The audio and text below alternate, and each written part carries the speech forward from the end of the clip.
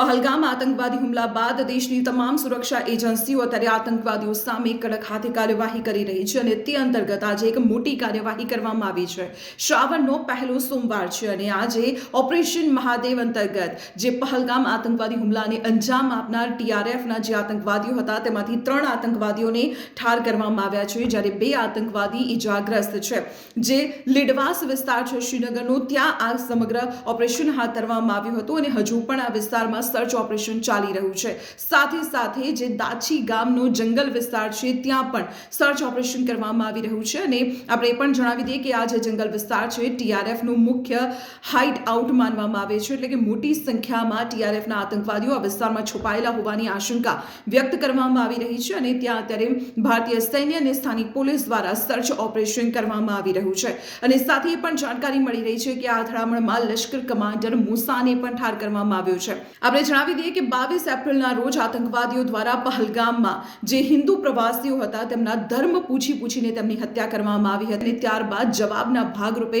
ભારતીય સૈન્ય દ્વારા ઓપરેશન સિંદૂર હાથ ધરવામાં આવ્યું અને પાકિસ્તાનમાં રહેલા જે આતંકવાદી ઠિકાણાઓ છે તેના પર નિશાન સાધીને તેમનો ખાત્મો બોલાવવામાં આવ્યો હતો અને હવે એક બીજી કાર્યવાહી અંતર્ગત ઓપરેશન મહાદેવ હાથ ધરવામાં આવ્યું અને તેમાં TRFના 3 આતંકવાદીને ઠાર કરાયા છે. આવી જ મહત્વપૂર્ણ જાણકારી માટે આપ જોડાયેલા રહો સંદેશ ડિજિટલ સાથે.